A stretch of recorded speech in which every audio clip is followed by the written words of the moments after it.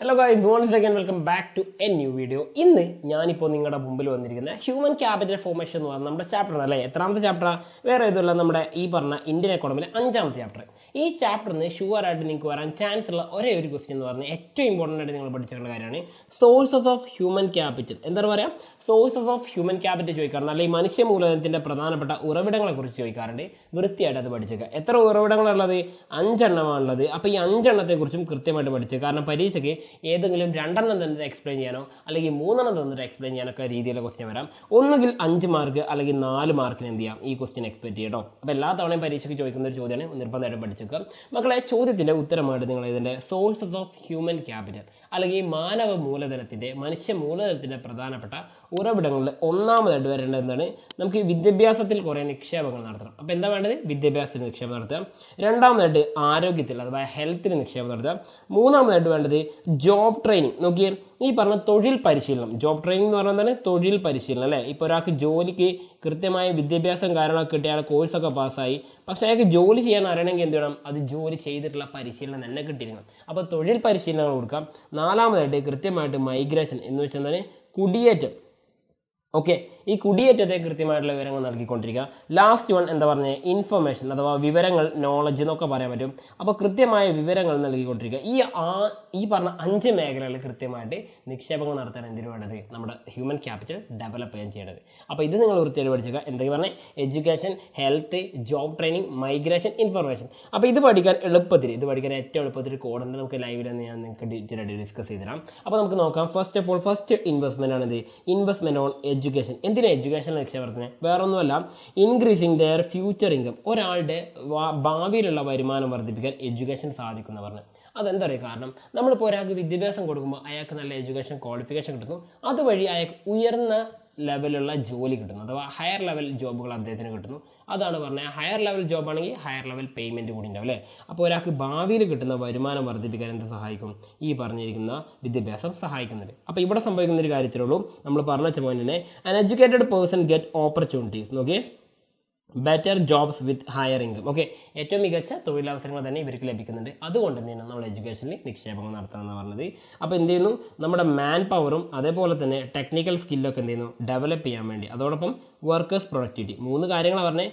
ഈ 3 കാര്യങ്ങൾ എന്തൊക്കെയാണ് പറഞ്ഞത്? 1 തൊഴിലാളികളുടെ ഉൽപ്പാദനക്ഷമത, 2 മനുഷ്യൻ്റെ ശേഷി, 3 സാങ്കേതിക കഴിവുകൾ. ഈ 3 കാര്യങ്ങളും വികസിപ്പിക്കാൻ എന്ത് വേണം? വിദ്യാഭ്യാസ മേഖലയിൽ നമ്മൾ നിക്ഷേപം നടത്തണം എന്നാണ് പറഞ്ഞിട്ടുള്ളത്. അപ്പോൾ ഇത്രയും കാര്യങ്ങൾ എന്ത് ചെയ്യുക? നിങ്ങൾ പഠിച്ചേക്കാം. നെക്സ്റ്റ്, രണ്ടാമതായിട്ട് വരുന്നതാണ് ഈ പറഞ്ഞിരിക്കുന്നത് ഇൻവെസ്റ്റ്മെൻറ്റ് ഓൺ ഹെൽത്ത്. ആരോഗ്യ മേഖലയിലെ നിക്ഷേപം. എന്തിനാ ആരോഗ്യ മേഖലയിലെ നിക്ഷേപം? നമ്മളെപ്പോഴും പറയുന്ന കാര്യമാണ്, ആരോഗ്യമുള്ള ശരീരത്തിൽ ആരോഗ്യമുള്ള മനസ്സുണ്ടാവുള്ളൂ എന്ന് പറഞ്ഞു. അപ്പോൾ ഹെൽത്ത് ഈസ് വെൽത്ത്, നമുക്കറിയുന്ന കാര്യമാണ് അല്ലേ. അപ്പോൾ അത് വെച്ച് നിങ്ങൾ നോക്കുക. It increases one's productivity. ഒരാളുടെ ഉൽപ്പാദനക്ഷമത എന്ത് ചെയ്യുന്നു? വർദ്ധിപ്പിക്കാൻ എന്ത് വേണം? ആരോഗ്യം വേണം അല്ലേ. അപ്പോൾ സിമ്പിളായിട്ട് പറയുകയാണെങ്കിൽ നമുക്ക് ആരോഗ്യമുണ്ടെങ്കിലേ എന്ത് ചെയ്യണം? ഒരു കൃത്യമായിട്ട് ജോബ് ട്രെയിനിങ് കാര്യങ്ങളൊക്കെ ബാക്കി എന്ത് ഹ്യൂമൻ റിസോഴ്സും അപ്ലൈ ചെയ്യാൻ നമുക്ക് പറ്റുള്ളൂ. അപ്പോൾ അതുകൊണ്ട് ഹെൽത്ത് ഈസ് വെൽത്ത് എന്നുള്ള കാര്യം ഓർത്തുക. ഉൽപ്പാദനക്ഷമത വർദ്ധിപ്പിക്കാൻ എന്ത് വേണം? ആരോഗ്യം വേണം എന്നാണ് നിക്ഷേപം സൂചിപ്പിക്കുന്നത്. പിന്നെ അതിന് 3 തരത്തിലാണ് ആരോഗ്യം വേണമെന്ന് പറയുന്നത്. 1 preventive medicine, 2 curative medicine, 3 social medicine. എന്തൊക്കെയാണ് പറഞ്ഞാൽ? പ്രിവെൻറ്റീവ് മെഡിസിൻ എന്ന് പറഞ്ഞു കഴിഞ്ഞാൽ രോഗം വരുന്നതിന് മുൻപ് നമ്മൾ എന്ത് ചെയ്തു? രോഗം വരുന്നതിന് മുമ്പ് നമ്മൾ രോഗപ്രതിരോധ കുത്തിവയ്പ്പുകൾ എടുക്കുമല്ലോ, അതാണ് പ്രിവെൻറ്റീവ് മെഡിസിൻ എന്ന് പറഞ്ഞത്. ഇനി ക്യൂറേറ്റീവ് മെഡിസിൻ എന്ന് പറഞ്ഞാൽ രോഗം ഇനി വന്നു കഴിഞ്ഞാൽ എന്ത് ചെയ്യുന്നു? അത് മാറാൻ, രോഗം ഭേദമാകാൻ എന്ത് ചെയ്യും? ചികിത്സ എടുക്കും. അതാണ് ക്യൂറേറ്റീവ് മെഡിസിൻ. മൂന്നാമത്തത്, ഇതിനൊക്കെ ശേഷം ഇനി രോഗം വരാതിരിക്കാൻ വേണ്ടി നമ്മൾ എന്ത് ചെയ്യും?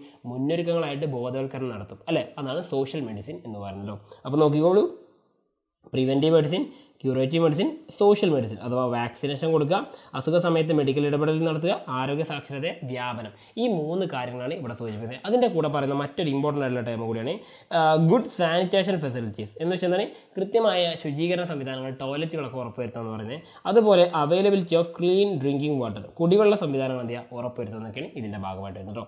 അപ്പോൾ ഇത്രയും കാര്യമാണ് ഹെൽത്തിൽ ഉറപ്പുവരുത്തേണ്ടത്.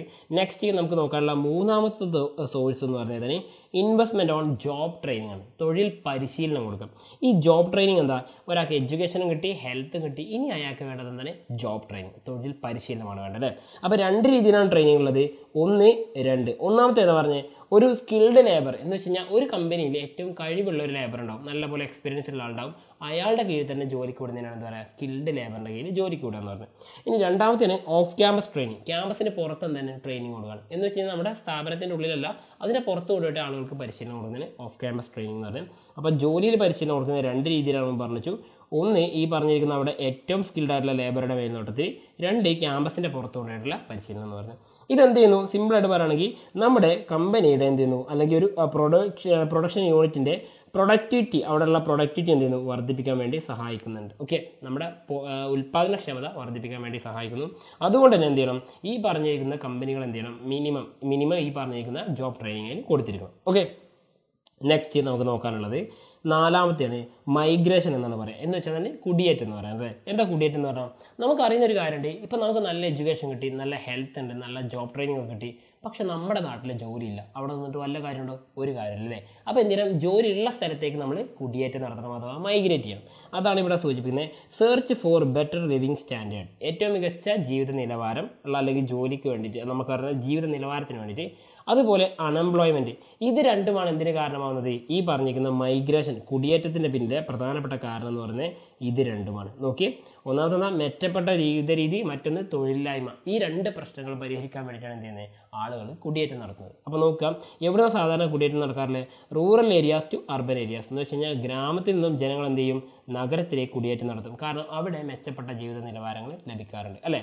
ഗ്രാമത്തിൽ ഇപ്പോൾ 4G ആണ് കിട്ടുന്നതെങ്കിൽ നഗരത്തിൽ ഇപ്പോൾ എന്തായിരിക്കും, 5G ആയിരിക്കും കിട്ടുന്നുണ്ടാവുക അല്ലേ?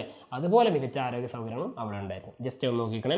ഇനി ഇതെന്ത് ചെയ്യുന്നു, നമുക്ക് ബെറ്റർ ഇൻകം ജോബുകൾ ലഭിക്കാൻ സഹായിക്കുന്നു. അതുപോലെ ലിവിങ് സ്റ്റാൻഡേർഡ് എന്ത് ചെയ്യുന്നു, ആളുകളുടെ മെച്ചപ്പെടുന്നുണ്ട്. അപ്പോൾ ഈ 2 കാര്യങ്ങൾക്ക് വേണ്ടിയിട്ടാണ് ആളുകൾ മൈഗ്രേറ്റ് ചെയ്യാറുള്ളത്. അപ്പോൾ മൈഗ്രേഷൻ നമ്മൾ എന്തിനാണ് പ്രോത്സാഹിപ്പിക്കണം എന്ന് പറഞ്ഞിട്ടുള്ളത്. ലാസ്റ്റ് വൺ, ഈ പറഞ്ഞ മൈഗ്രേഷൻ്റെ മലയാളം കൊടുത്തില്ല. മൈഗ്രേഷൻ്റെ മലയാളം എന്ന് പറയുന്നത് ഇങ്ങനെ പഠിച്ചോളൂ, കുടിയേറ്റം എന്ന് തന്നെ പഠിച്ചോളൂ കേട്ടോ. കുടിയേറ്റം എന്നാണ് പറയുക. ഓക്കെ, ഇനി നെക്സ്റ്റ് നമുക്ക് നോക്കാനുള്ളത് ഇൻഫർമേഷനാണ്. എന്താ ഇൻഫർമേഷൻ എന്ന് പറഞ്ഞാൽ വിവരങ്ങൾ. എന്തിനെക്കുറിച്ചുള്ള വിവരങ്ങളാണ്? ഈ പറഞ്ഞ എല്ലാ കാര്യം, നമ്മുടെ ഇൻവെസ്റ്റ്മെൻറ്റ് നടത്തേണ്ട എഡ്യൂക്കേഷൻ, ഹെൽത്ത്, ജോബ് ട്രെയിനിങ്, അതുപോലെ തന്നെ മൈഗ്രേഷൻ തുടങ്ങിയ എല്ലാ കാര്യങ്ങളെ സംബന്ധിച്ചുള്ള ഇൻഫർമേഷനെ കുറിച്ച് അവിടെ പറയുന്നല്ലോ. അപ്പോൾ നിങ്ങൾ നോക്കുക, it is necessary to make decision regarding investment on human capital as well as for efficient utilisation. എന്തിനു വേണ്ടിയിട്ടാണ്? Efficient utilisation of the acquired human capital stock. നമുക്ക് ലഭിച്ചിട്ടുള്ള സോഴ്സുകൾ എന്ത് ചെയ്യുക, വൃത്തിയായിട്ട് ഉപയോഗിക്കണമെങ്കിൽ അതിനെക്കുറിച്ചുള്ള കൃത്യമായിട്ടുള്ള വിവരങ്ങൾ നമുക്ക് ലഭിച്ചിരിക്കണം.